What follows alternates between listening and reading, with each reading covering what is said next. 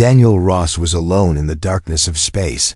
His small repair station floated like a forgotten toy at the edge of the solar system. Far from Earth's warm sun, here, days and nights meant nothing. Only the slow turning of stars outside his window. He had been fixing an old communications array for weeks, sending reports back to Earth no one seemed to read. It was lonely work, but Daniel liked the quiet. On this night, the quiet broke. A soft repeating beep came from his scanner. At first, he thought it was another broken sensor. The old station was full of them, but the sound was too steady, too clean. Daniel leaned closer to the display.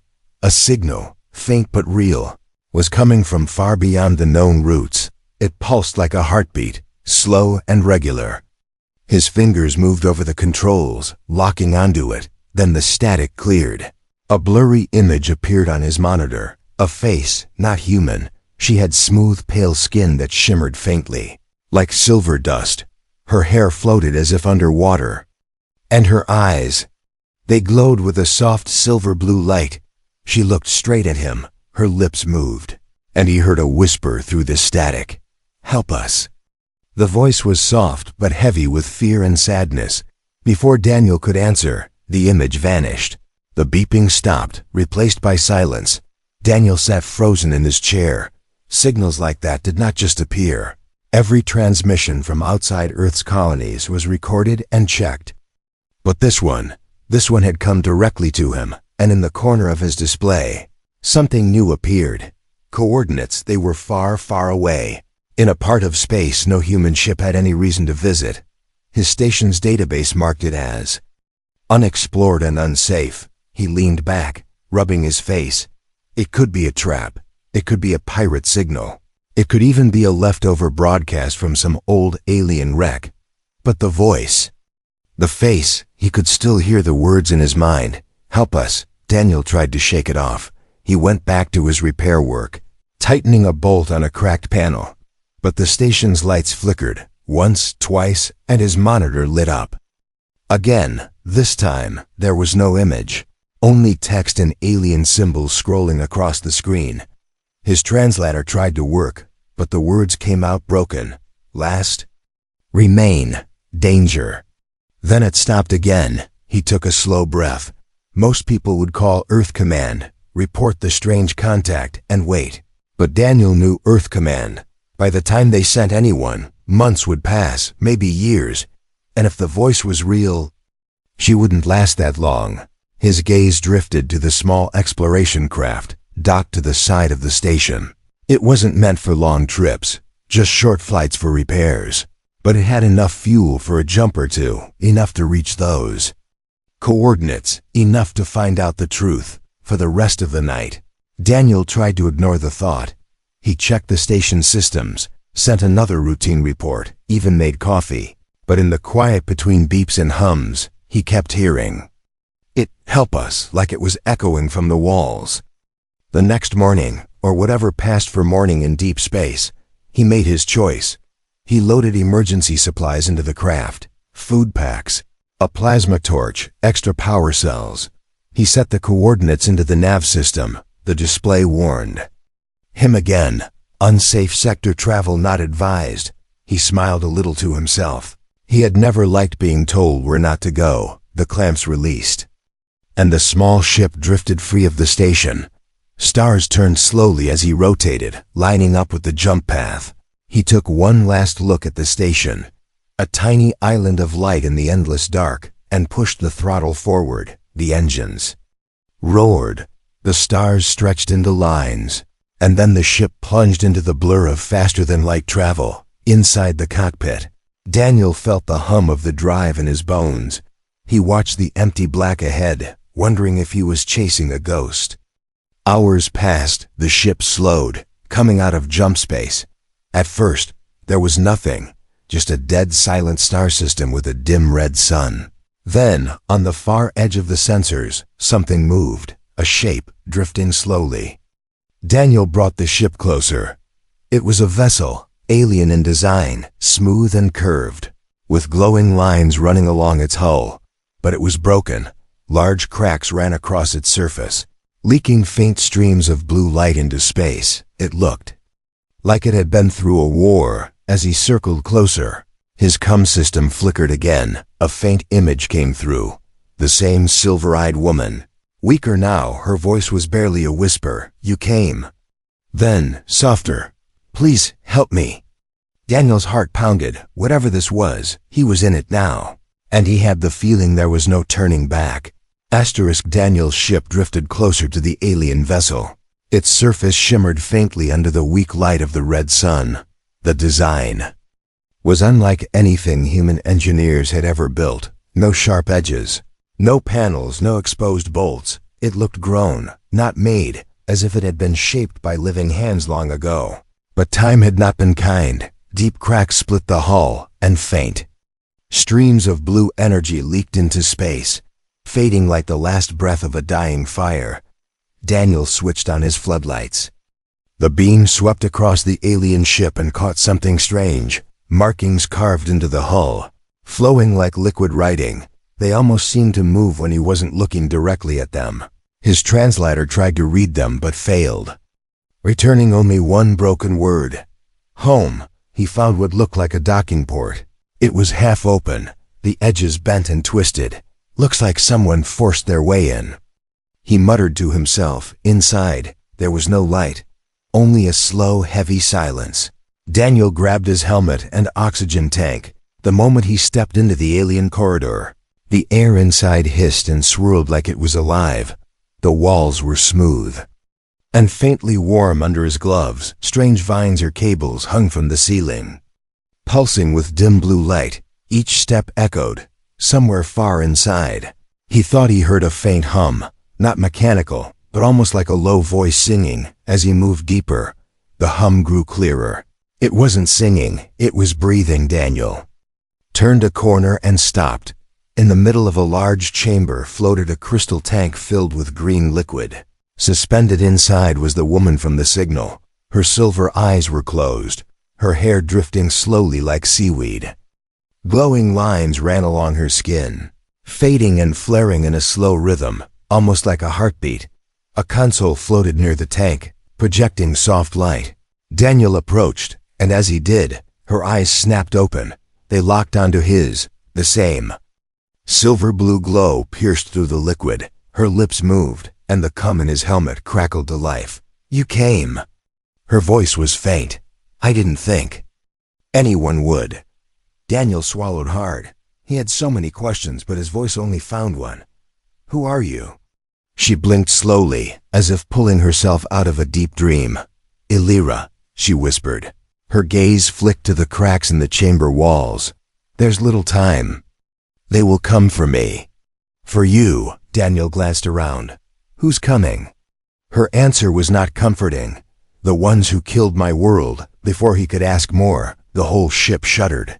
A dull thud echoed through the metal. No. Not metal, whatever this alien vessel was made of. Lights flickered, and the green glow in the tank dimmed.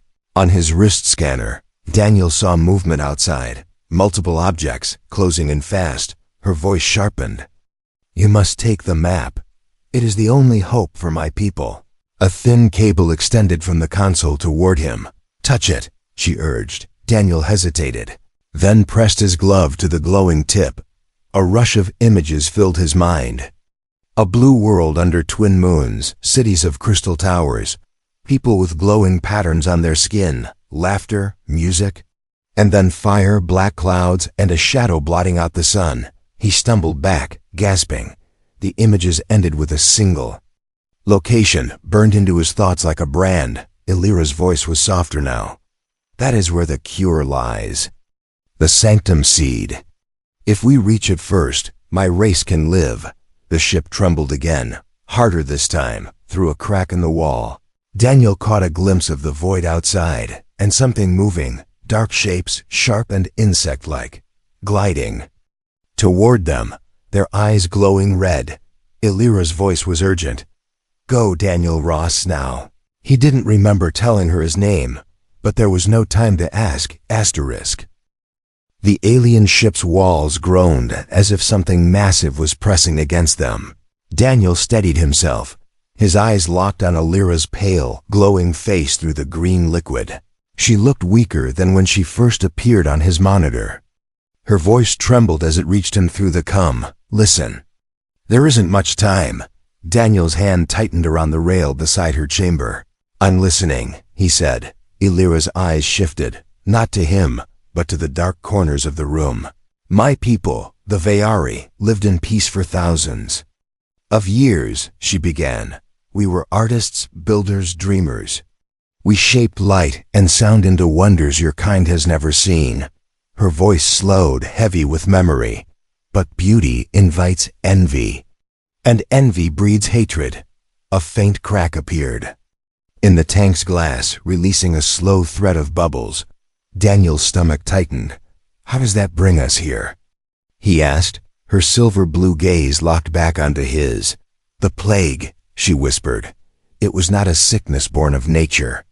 It was built, crafted, released into our skies by hands older and colder than yours or mine." She hesitated. "It eats everything living." Until there is only silence, Daniel felt a chill crawl up his neck. She wasn't just talking about plants or animals. She meant everything. "How many of you are left?" he asked, though he already feared the answer. Alira's lips trembled. "One." The chamber lights dimmed again, and a thin alarm began to pulse somewhere deeper in the ship. Daniel could hear faint scraping noises echoing through the corridors, like claws on metal. "They're here," he said under his breath. Alira's voice sharpened. "The Zirith." She said the name like a curse. "Machines older than your sun, built to cleanse worlds of life and claim the empty shells for themselves." Her expression hardened. "They will take the last of me, and with me, the last memory of my race." She raised a trembling hand against the glass. "Daniel Ross, you must take the map. That map you showed me in my head?" he asked. She nodded slowly. "It leads to the sanctum seed, the only thing that can undo the plague. But it sleeps, hidden in a place the Zirith cannot enter." Her breath hitched. "A human might." Daniel glanced toward the corridor, the scraping getting louder. "They're almost here," he warned. Her voice dropped. "Softer now. If you go, you will be hunted. They will not stop until you are gone. Or they are." She paused, her silver eyes shining in the dim light. "But if you leave me here, there will be no second chance." The weight of the choice pressed on him. He had no reason to trust her. Beyond the sound of her voice and the truth he thought he saw in her eyes. But she wasn't asking for her own life. She was asking for her people's. Daniel's hand brushed over the side of his helmet, his mind racing. "Decide," Alira whispered. And just as she spoke, a shadow passed across the chamber's doorway, tall, thin, and moving with inhuman precision. The sound of metal feet clicked against the floor. The Zirith had arrived. The sound came first. A slow, mechanical click. Click, click, echoing through the corridors like a clock counting down. Daniel's grip on his plasma cutter tightened. The air inside the alien ship felt heavier, colder. Even Alira's glow dimmed, as if the very presence of the Zirith was pulling the warmth. Out of the room, the first shadow appeared in the doorway, tall and thin. Its limbs were too long, bending in ways that made Daniel's skin crawl. Its body was made of black metal plates that seemed to drink in the light instead of reflecting. It no face, only a smooth curved mask where eyes should be. But when it tilted its head, Daniel felt something. Not sound, not sight. A pressure in his mind. Like someone was quietly knocking on the inside of his skull. Alira's voice cracked through his helmet. "Urgent. Don't let them touch you. Their machines carry the plague." The Zirith stepped forward without a sound. Behind it, more shadows shifted in the hallway. Their movements were not like soldiers or hunters. They moved like predators that had already decided the kill was theirs. One of them brushed its metal fingers along the wall, and the smooth alien surface turned black, crumbling into dust. Daniel's heart pounded. He knew his ship wasn't built for a fight. If they reached the docking bay, it was over. Alira's hand pressed against the inside of her chamber, her silver eyes burning brighter. The map is in your mind now. You must go. Her voice was shaking, not with fear for herself, but for what might happen if the Zirith caught him. Daniel glanced at her. I'm not leaving you behind. Her expression hardened. You will if you want to save anyone. The Zirith leader, if it could be called that, took another step. A thin red line of light appeared across its mask, slowly widening like an opening eye. A cold mechanical voice slithered into Daniel's helmet. Come. Biological detected. Containment initiated. Daniel backed toward the corridor opposite the intruders. He hit the control on his wrist and triggered a lockdown. A heavy bulkhead began sliding shut between him and the Zirith, but one of them moved faster than anything that size should, and its arm shot through the narrowing gap. Long metal claws scraped the floor inches from his boots. Daniel fired the plasma cutter. The blast lit the corridor with blue light, and the clawed arm jerked back, molten metal dripping onto the deck. The bulkhead sealed. For now, Illyra's voice came again, softer but urgent. There is a hidden hatch behind the chamber. It leads to the outer hull. Use it. They won't expect you to leave that way. Daniel moved fast, circling behind the tank. There, half hidden in the wall's patterns, was a round hatch with alien symbols. As he opened it, the sound of the Zirith pounding on the bulkhead echoed through the ship. Each strike was slow, but so powerful that the metal rang like a deep bell. It was only a matter of time before they broke through. Daniel turned back to Illyra. You're coming with me. She shook her head. I can't survive outside this chamber without the atmosphere mix, but you can carry the seed map. If you make it, my people might live again. The pounding grew louder. The hatch was open, cold void spilling in. Daniel hesitated for only a heartbeat, then stepped through. The corridor behind him went dark as the Zirith finally breached the bulkhead, and their red eyes swept the chamber, searching. Asterisk. Daniel's boots clamped to the hull as the cold of space bit through his suit. The alien ship's skin stretched out beneath him like a dark ocean, broken by glowing cracks that leaked faint streams of blue light into the void. Somewhere on the other side, the Zirith were searching. He could almost feel them moving, like spiders sensing a tremor in their web. The hatch sealed behind him with a dull thud. For a moment, the only sound was his own breathing, harsh and too fast in his helmet. He forced himself to slow down. Panic meant death out here. He pushed off and drifted toward his small craft, floating just beyond the alien ship. The stars ahead were swallowed by a vast churning wall of color, a nebula, thick with glowing clouds and lightning that danced in silence.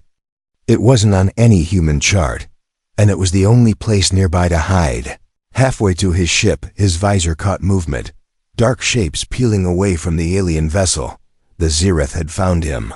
They moved without thrusters, gliding through space like they were swimming in invisible water, red slits on their faces glowing brighter as they closed the distance. Daniel's breath hitched. He pushed harder with his thrusters, the small craft growing larger in his visor. The Zirith didn't rush. They didn't need to. They were hunters. They knew their prey would tire. He slammed into his ship's airlock and sealed it. In seconds, he was in the pilot's seat. Engines roaring to life. His sensors lit up with warnings. The Zirith were already in range. They were coming in from multiple angles, cutting off escape routes. Daniel didn't aim for open space. He aimed straight for the nebula. The ship plunged into its swirling clouds. Colors bled across his visor, green, purple, red. But the beauty hid danger. Electrical storms burst around him. Forks of white light splitting the void. Static hissed in his cums. The Zirith followed without hesitation, their black shapes flickering in and out of sight between the lightning. Inside the nebula, Daniel's nav system went blind. No stars, no bearings, just endless rolling mist. Illyra's voice came faintly in his helmet. Stay close to the lightning trails. They confused their sensors. He banked sharply, skimming the edge of a glowing storm front. A bolt ripped through the space beside him, shaking the ship and blinding his view for a heartbeat. When the light cleared, one of the Zirith was gone. Its dark form drifted lifelessly into the mist. Smoke curling from its cracked armor, Daniel allowed himself a tight smile. But there were still more, and they were learning. A sudden impact shook the hull. One had latched onto his ship. Claws digging in, alarms screamed. Daniel killed the main engines, letting the craft drift. The sudden drop threw the Zirith forward, its grip loosening just enough for him to fire the rear thrusters at full blast. The burst of heat and force ripped it away, spinning it into the storm. The ship was battered, shields draining fast. He had minutes at most before something failed. Illyra's voice came again, sharper this time. Follow the current, you'll feel it in the controls. A pull to the left. Daniel obeyed, trusting her guidance. The mist began to thin, revealing a narrow corridor of light, a safe channel through the chaos. But at the far end, his sensors picked up movement, more Zirith. Waiting, the channel of light spilled Daniel's ship out into stillness. No storms, no lightning, only the quiet heartbeat of space. Ahead, a dying star glowed faint red. Its light touched the surface of a small moon, cracked, scorched, and yet holding something untouched at its center. A structure. It rose like the spine of some sleeping giant, carved from black stone that shimmered with a strange inner glow. No human design could have made it. No Zirith design would have allowed it to live this long. Daniel guided the ship down. As he descended, Illyra's voice came through the cum, soft but steady. This is the sanctum. Older than my people, older than the plague. It will test you before it lets you touch the seed. The landing was rough, the surface littered with sharp shards of crystal. Daniel stepped out, his boots crunching on ancient dust. The air was thin but breathable. A faint metallic taste clung to it. Before him, a doorway waited, tall and narrow, framed by moving light patterns that seemed to watch him. He stepped inside. The corridor beyond curved downward, walls smooth and warm under his gloves. Then the light shifted. A voice filled the air, not Illyra's, not mechanical, but deep, layered, and everywhere at once. You carry the last memory of the Veari, it said. You are not of their blood. Why should you be given the seed? Daniel stopped. I'm not here for power. I'm here because she asked for help, he said. The walls rippled like water. In front of him, the corridor split into 3 paths. Each glowed with a different color, gold, silver, and deep blue. Illyra's voice whispered faintly in his helmet. Choose with your heart, not your mind. Daniel took the silver path. Almost at once, the floor beneath him turned to mist. He was standing not in the sanctum, but on a ruined street. Earth only. Not the earth he knew. The sky was black with ash. Buildings lay in flames. People ran, screaming. Somewhere in the smoke, a mechanical shadow moved. The voice came again. Would you save your own kind first, or hers? Daniel felt the weight of it, the temptation to turn away, to go back to his own world. But then he saw her face in his mind, silver eyes. Quiet desperation. He stepped forward. I'll save whoever I can, he said. The burning city faded. He was back in them. Sanctum corridor. The silver path had turned into a bridge over a pit of shimmering light. At the far end, a pedestal waited. Resting on it was the seed, a sphere of crystal that pulsed with a golden heartbeat. As he reached out, the deep voice spoke once more. The seed answers to truth. If you lie, it will consume you. Daniel's hand closed around it. The warmth spread instantly up his arm, flooding his chest. Images filled his mind. Not memories this time, but possibilities. A green Veari. World restored, Illyra's people walking again under twin moons. And shadows fleeing into the dark. Then it was gone. The seed was light in his palm, but he knew it carried the weight of a world. Asterisk-y seed pulsed in Daniel's hand like it had its own heartbeat. Warmth radiated through his suit, steady and alive. But the moment he stepped out of the sanctum, the warmth was swallowed by cold shadow. They were waiting. Dozens of Zereth ships circled above the moon like vultures. Their black hulls blocked the weak light of the dying star. The leader, tall, thin, and faceless, hovered at the front. Its voice cut into his helmet. "Surrender the seed. You will be allowed to remain. Until the cleansing." Daniel's jaw tightened. That's not going to happen. He sprinted for his ship, the seed clutched tight, but before he reached it, the ground erupted. A swarm of Zereth drones burst from below, skittering across. The dust, blades unfolded from their arms, red light burning in their heads. The cum crackled, Alira's voice, sharper than he'd ever heard. "Daniel, you can't outrun them. Use the reactor, overload it. The pulse will destroy their fleet." Daniel slid into the pilot's seat, fingers flying over controls. An overload would work, but it would also mean his ship wouldn't survive the blast. "Alira," he said quietly, "if I do this, I'm not coming back." There was silence, then her voice, soft but certain, "If you save my people, you'll always be with us." The Zereth ships tightened their circle, red light glinting off the moon's surface. Daniel's reactor alarm screamed as he bypassed every safety lock.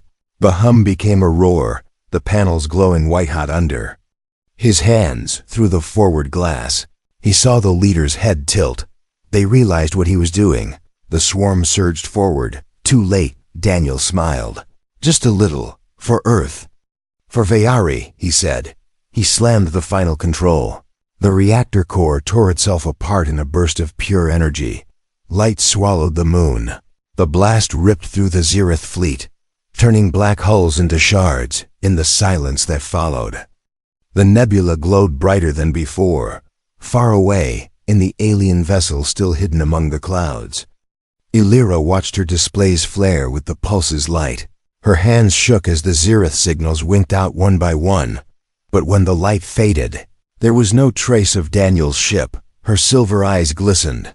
"The Vayari will remember," she whispered. She set her course for the seed's resting place. Behind her, space was quiet again. For now, asterisk.